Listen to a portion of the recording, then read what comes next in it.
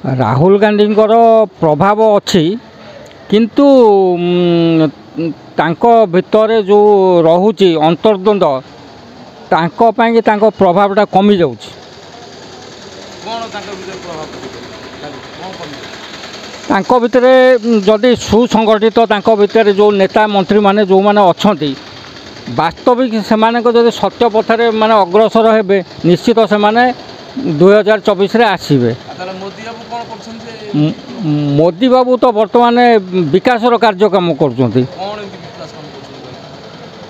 बर्तमान आमर भारत राष्ट्र रे बर्तमान सबुठारु बड़ विकास कर राम मंदिर सबुठू माने आमर जोटा 500 वर्ष 1000 वर्ष तले हो पारि नथिला बर्तमान विराट बड़ माने विकासटा से बर्तमान कले कहीं बर्तमान आमर थिले कांग्रेस रो बहुत शासन करचंती सेमाने किछि करि पारले नै सेमाने करथिले बर्तमान आज सेमानकर अवस्था ए भलिया कहीं हेतांता बर्तमान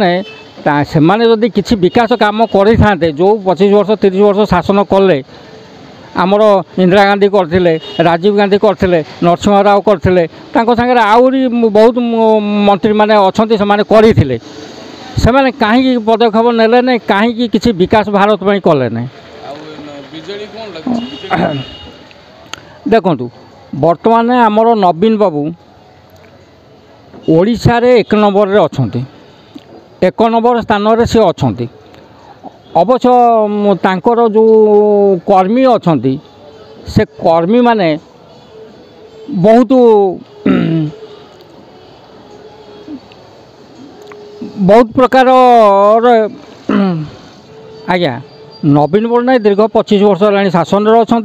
शासन रहा भितर से बहुत किसी उन्नत मानर ओडिशा पई किसी कर्म करचंती वर्तमान स्टेज रे तांकर जो कर्मी अच्छा नेता मंत्री एमाने सब विधायक